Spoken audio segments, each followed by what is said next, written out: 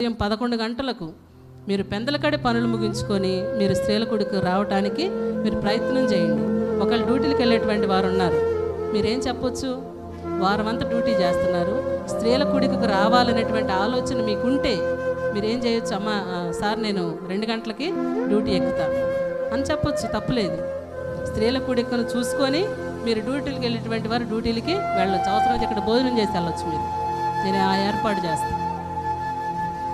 దేవుని సన్నిధి మాత్రం చాలా ముఖ్యమైనటువంటిది, చాలా విలువైనటువంటిది. డబ్బు పోతే డబ్బు సంపాదించుకోవచ్చు, వెండి బంగారాలు ఒకవేళ కోల్పోతే వాటిని సంపాదించుకోవచ్చు, ఆస్తులు పోతే ఆస్తులను సంపాదించుకోవచ్చు. కానీ విలువైనటువంటి దేవుని సన్నిధిని పోగొట్టుకుంటే మరలా మనకు సమయం ఉంటుందో ఉండదో కూడా తెలియదు. కాబట్టి రెండవ విషయాన్ని మీరు జ్ఞాపకం ఉంచుకోనండి. బుధవారం స్త్రీల కూడికి చాలామంది గత దినాల్లో యోహానయ్య గారు అమ్మగారు చేసినటువంటి పరిచర్య కాలంలో పెద్దవాళ్ళు అన్నటువంటి మాట ఏంటంటే, అమ్మా మా పిల్లలకు వివాహాలు అయిపోతే మేము ఇక్కడే ఉంటాం. ఎక్కడుంటారు అమ్మా?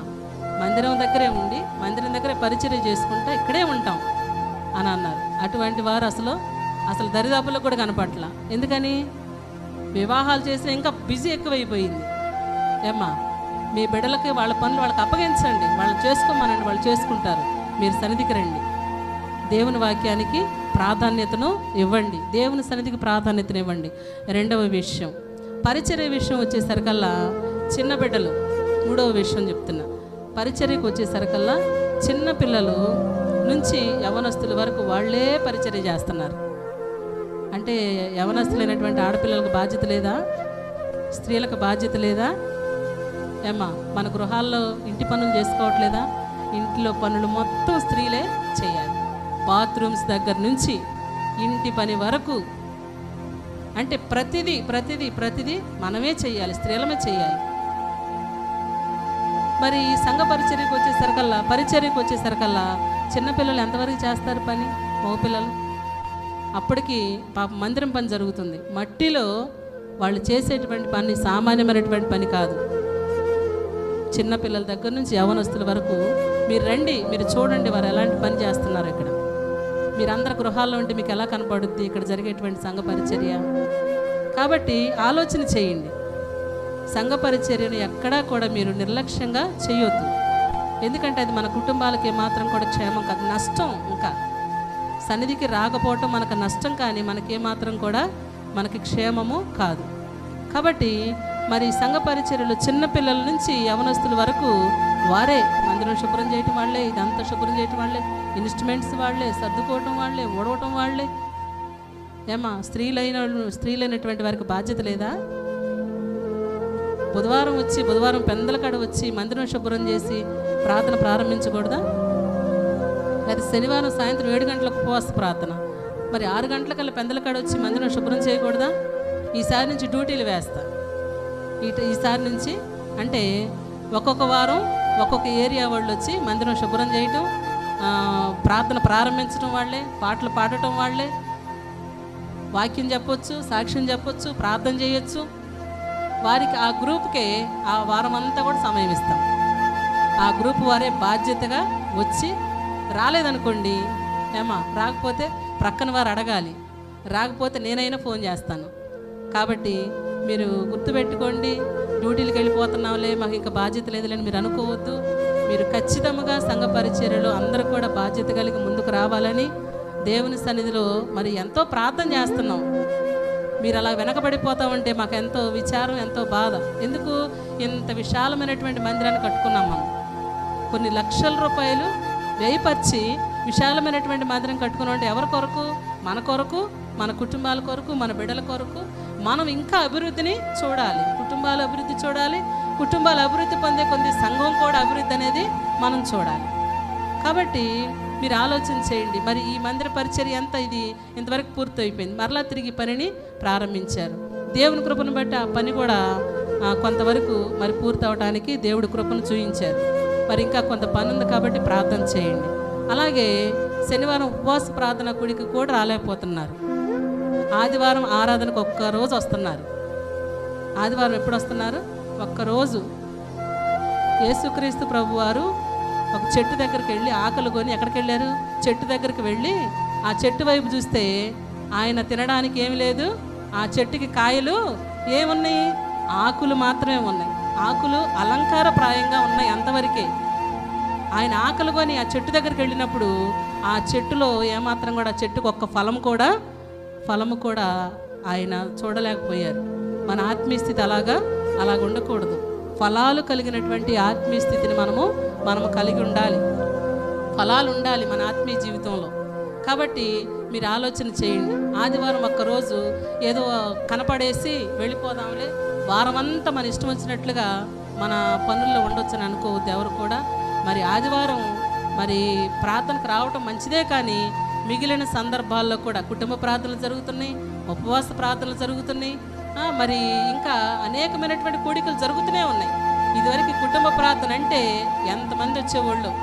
దాదాపు 50 మంది, 60 మంది, 70 మంది వచ్చేవాడు ప్రార్థనకి.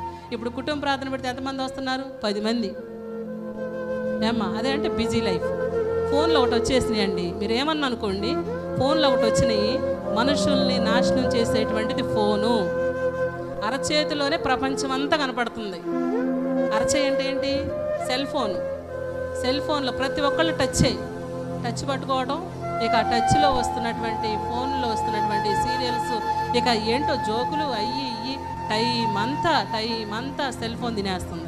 ఈరోజు చదువు అవసరం లేదు, సెల్ ఫోన్ ఉపయోగించడానికి చదువు అవసరం లేదు. సమయం అంతా వాటితోనే సెల్ ఫోన్తోనే అయిపోతుంది. కాబట్టి మనకు నష్టం కలిగించే వాటి వలన మనకేమీ ప్రయోజనమో లేదు.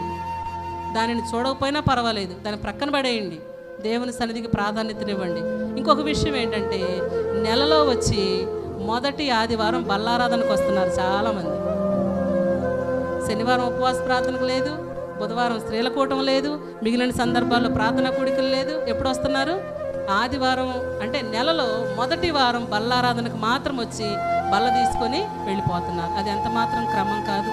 మనల్ని చూసి మన ప్రభు సంతోషపడాలి, కానీ మనం చేసేటువంటి క్రమము లేనటువంటి భక్తిని మనం చేయటం వలన మన ప్రభువు మనల్ని బట్టి దుఃఖపడతారు. మనల్ని బట్టి దుఃఖపడితే మనకేమైనా మేలు ఉంటుందా? ప్రభువు మనల్ని బట్టి దుఃఖపడ్డారనుకోండి, మనకేమాత్రం కూడా మేలు ఉండదు. కాబట్టి ఆలోచన చేయండి. మరి బల్లారాధన నెలలో ఒక్కరోజు జరిగేటువంటి బల్లారాధనకి రావటం కాదు, కానీ మిగిలిన సందర్భాల్లో జరిగేటువంటి ప్రార్థనా కూడికలన్నిటికీ కూడా మొదట స్త్రీలు ప్రారంభం అవ్వాలి. స్త్రీలు వచ్చుటను బట్టి వెనకాల భర్త రావాలి. భర్త వచ్చుటను బట్టి తర్వాత బిడ్డలు కూడా దేవుని సన్నిధికి రావాలి. మరి ఎంతమంది మీరు అంత బాధ్యత కలిగి మీ కుటుంబాన్ని ప్రభు దగ్గరికి నడిపిస్తున్నారో నాకైతే తెలియదు, కానీ మీరు భారం కలిగి ప్రార్థన చేయండి, దేవుని సన్నిధికి రండి. ఇంకొక విషయం ఏంటంటే, ఒక్కటి చెప్పి ముగించేస్తాను, వాక్య సమయం ఇది. రేపు జూలై 15వ తారీఖు నుంచి ఆగస్టు 15 వరకు ప్రార్థనా మాసం జరుగుతుంది. గత సంవత్సరం జూలై 15 నుంచి ఆగస్టు 15 వరకు ప్రార్థనా మాసం ప్రారంభించారు సేవకులు. ప్రతి సంవత్సరం కంటిన్యూగా జరుగుతుంది. పోయిన సంవత్సరం ప్రతిరోజు జరిగింది ప్రార్థన. కొన్ని కార్యాలు కూడా నెల రోజులు పట్టుదల కలిగి గురితో లక్ష్యంతో దేవుని సన్నిధిలో ప్రార్థన చేయటం ప్రారంభించండి.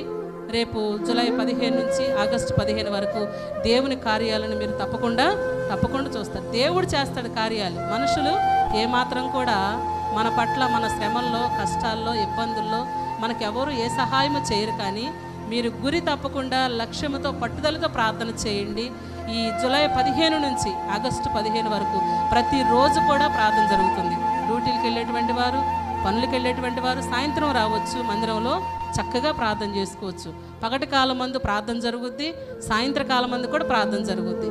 ఇంకొక విషయం ఏంటంటే, చక్కగా గత సంవత్సరం పలహారాలు తెచ్చుకున్నారు. రోజు వాళ్ళ పలహారం తీసుకొచ్చారు. దాదాపు 25-30 మంది దాకా ప్రార్థనలో కూడుకునేవాళ్ళు. 50 మంది దాకా కూడా వచ్చినటువంటి సందర్భాలు ఉన్నాయి. కాబట్టి రేపు సోమవారం 15 నుంచి ప్రార్థనా మాసం ప్రారంభమవుతుంది. కాబట్టి మరి స్త్రీలైనటువంటి వారు, పురుషులు, యవనస్తులు అందరూ, ఆడపిల్లలు కూడా, యవనస్తులైనటువంటి ఆడపిల్లలు కూడా మీరు బాధ్యత కలిగి చక్కగా దేవుని పనిలో ముందుకు రండి.